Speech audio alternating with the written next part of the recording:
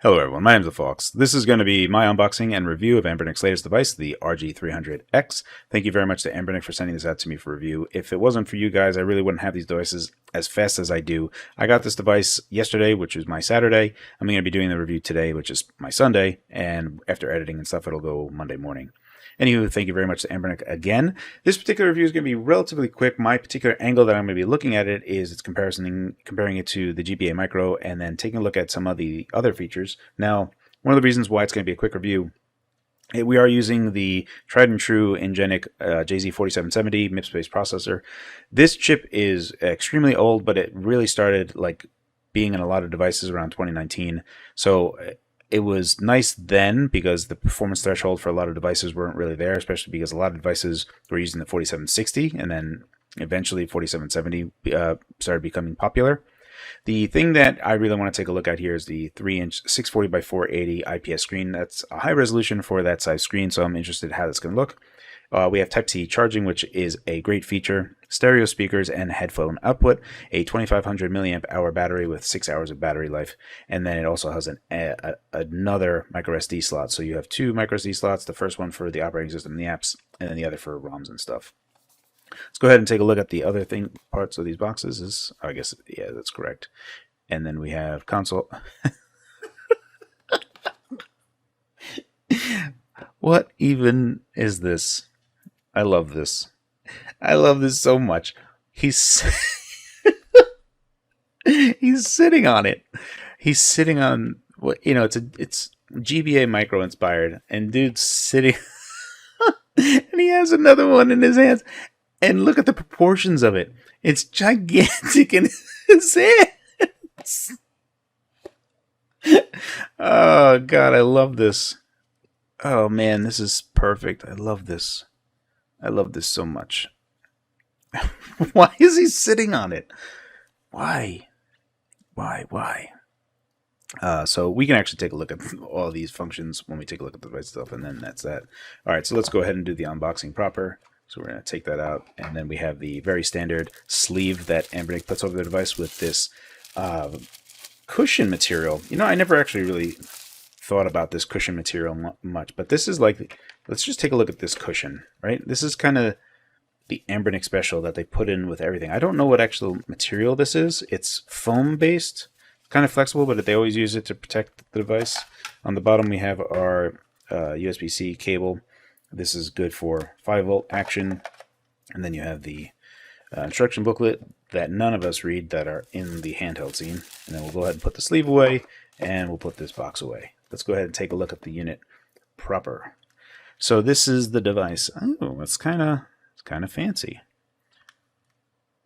This is actually, so it's super glossy and will be a fingerprint magnet.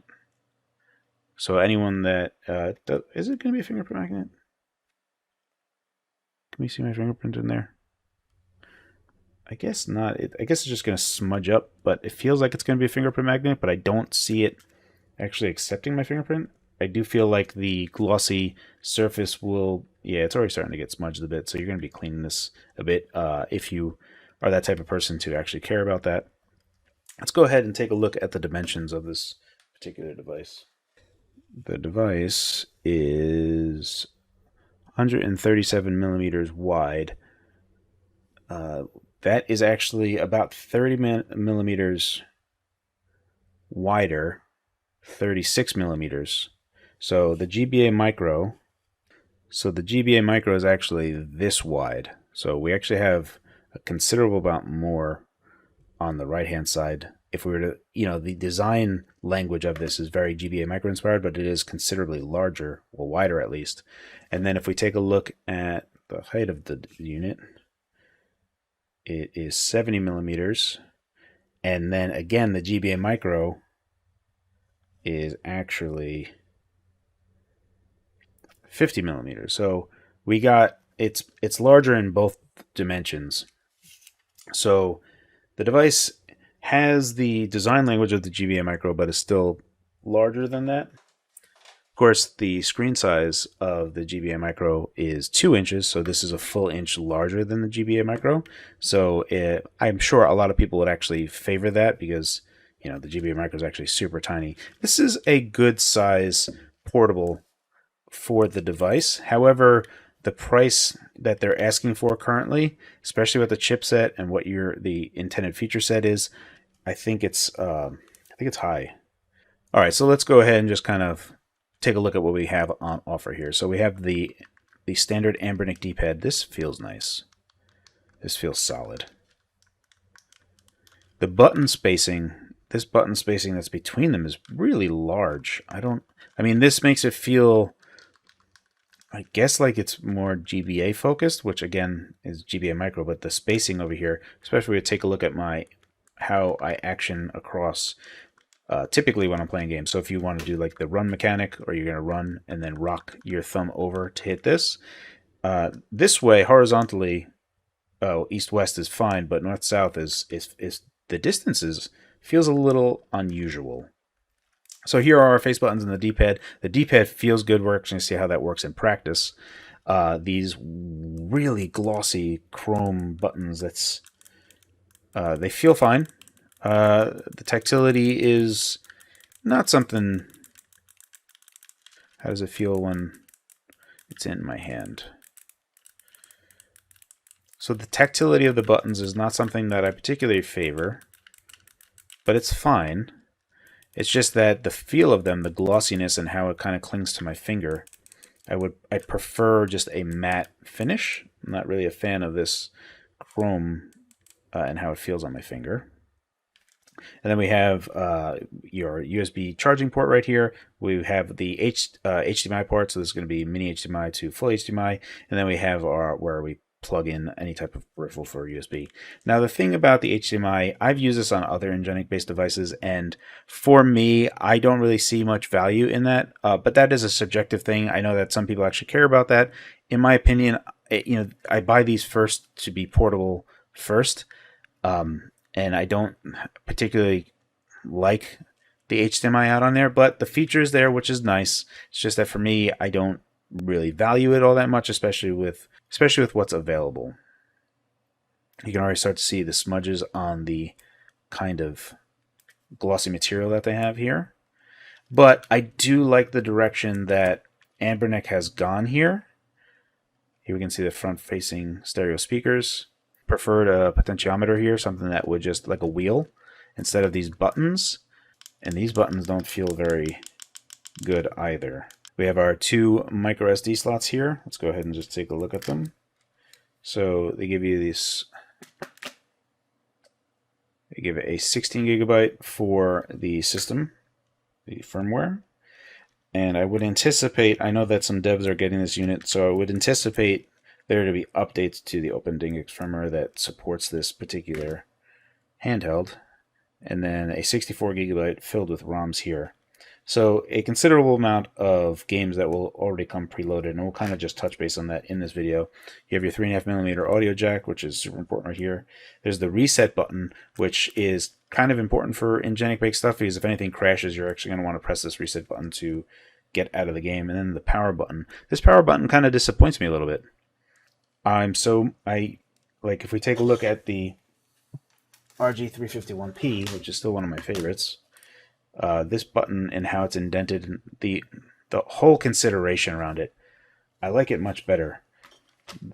This particular, I don't know if the design decisions based on this is to reflect the time period more. So here's the deal. I don't want to say that this is bad, because it feels old. It feels like a lot of older components, right? It feels like this was made in the 2000s. And I don't know if that was they wanted to go for that as opposed to other reasons, right? Anbernic has done better buttons, so certainly they're capable of it. So this is a design decision, right? I'm not a fan of it. All right, so let's go ahead and power this on, and let's take a look at the screen, which should be the main attraction to this device. Okay, Anbernic, and then we have a single LED illuminated blue part for these buttons right here, which Again, I almost feel like this is very, very early 2000s, like the early aughts kind of design language. It's interesting. And then this, I know Anbernic. I know Anbernic can do better, and I feel like this is almost like flexing. They're just like, yeah, you want nostalgia? Here, this is what nostalgia is. You want to know what that feels like? Like here, this bevel that's in here feels cool. I mean, they do such a great job. I want to test out this D-pad. Let's load up a game real quick. All right, so something that needs to be said right here. The stereo front-facing speakers are excellent. Let me just try to see if I can rattle off a bunch of dragon punches.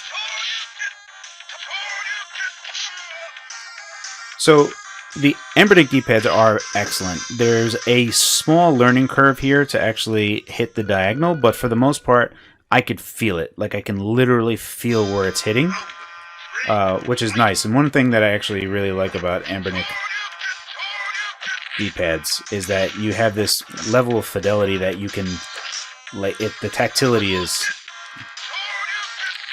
once you know it, like you can just intuit how it needs to go, right?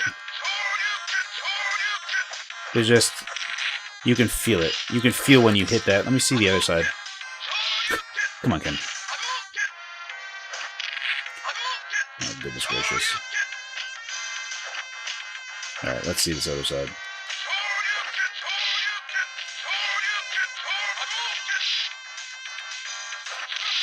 Yeah, so it's once again, this is something that I've noticed on a lot of Anbernic devices when I first start using them, that the bottom left portion feels like almost immediately easy, and then the bottom right, while it's fine, I've noticed that I've often had to break in the bottom right side for whatever reason, but it's still exceptional. This is just a fantastic D-pad, and then obviously you have the same hotkeys to get to the menu of everything. The one thing that's kind of worth noting here is I turned on the frame rate. It looks like the games that they're including for Super Nintendo are the PAL versions, because you can see that it's running at 50 FPS right here. With Final Burn Alpha, one of the things that I do recommend is switching to 22 kilohertz. This will actually speed up emulation a bit without really degrading sound quality all that much, but it is a valid way to actually get a bit of a speed boost just so that the game is actually a little bit more playable. Looking at this with this very clean pixel art, the screen really does look really good with arcade-based games.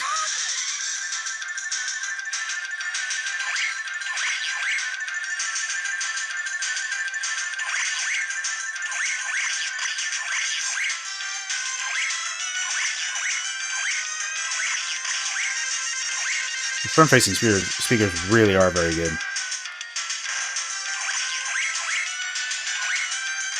And this is running fine, but yeah, look at how good that looks.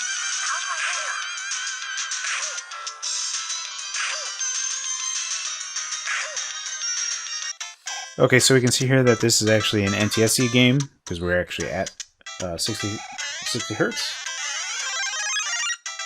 And this does feel considerably better than using the PAL version for Super Nintendo.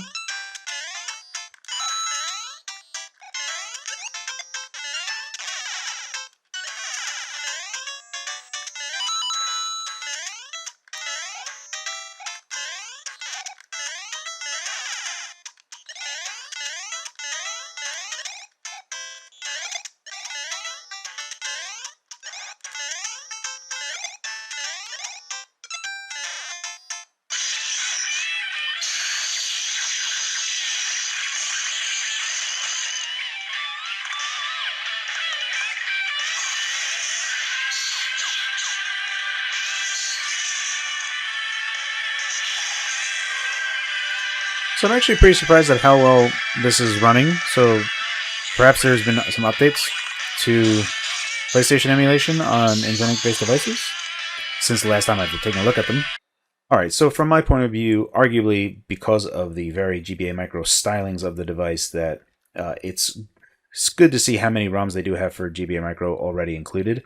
And if we just kind of quickly paginate through all of these, it's actually quite numerous.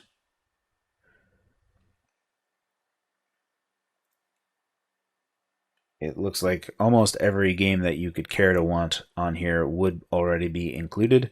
So for those people that have difficulty finding ROMs, especially in good quantity, and just want something that they know that they're going to get, they can see the value there. So one of the things that I'm kind of paying attention to is the spacing of these buttons is very GBA focused as well.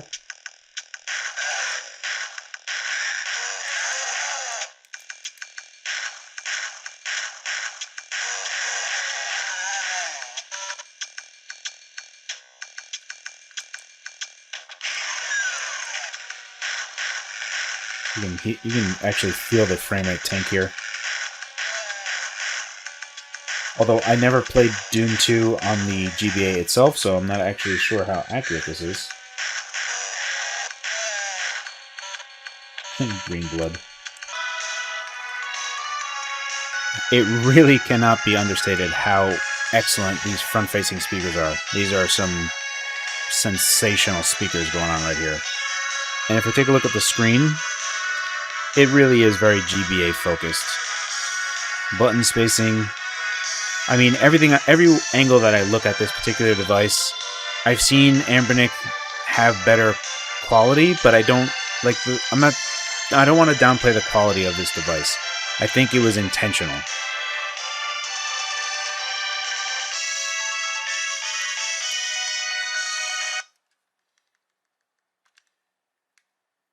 I mean, alright, so that's pretty much kind of understood of what to expect out of this device. Let's go ahead and just take a look up at the internals, and then we'll go to the conclusion of this particular review. Alright, so we have 1, 2, 3, 4, 5, 6, 7 screws in total holding this device together. Alrighty, so here is, you can quite clearly see it is a 2500 milliamp hour battery. The battery itself is placed directly in the center, which is actually quite excellent because, you know, for balance reasons, that's exactly where you want the battery to exist because it is the heaviest part of the device. So well done on that. And then let's go ahead and take a look at the insides here. So we can see the Anbernic 4770. Take a look at this PCB that's on the side right here. So again, this is just like it's an interesting design decision, right? Because you have to copy what the GBA maker is doing. This bevel that's going on here, and the way that they approach it with this additional PCB layer that is kind of at an angle. But everything on this is really well done. You can see this was the June 17th build, version 1.1. You can see the ribbon cable for the display itself. Here is the rumble motor, which I didn't test here, but you can actually see where the rumble is. Directly almost on the center, which is really good for where it's going to be. Our battery connector terminal, 3.5mm audio jack, the 2 SD slots, the 256 gigs of RAM each for a total of 512 gigs, mini HDMI, the USB-C. Really clean, very nice. But this is really awesome that it even has rumble. I didn't actually know that it had rumble, but it's clearly there. So games that would support rumble, which, you know, PlayStation, there's a few GBA games, right? Very nice. So it's kind of interesting, right? So my thoughts on the device are, you can clearly see how well Anbernic actually does devices. I don't like the particular material that they used, but I think it's period appropriate, right? I think this is something that Anbernic chose this design language and materials to reflect nostalgia and not for any other reason. So that being said, they do a great job. Anbernic does a great job with hardware. The D-pad on this device is very good. Anbernic's D-pads are very good. They've really done their homework and really nailed it down. I have the same existing problem as I always do, which is the bottom right corner of the dialogue. Takes a little bit to break in, and this is just something that I've noticed on a lot of their devices, but it's still a fantastic D-pad.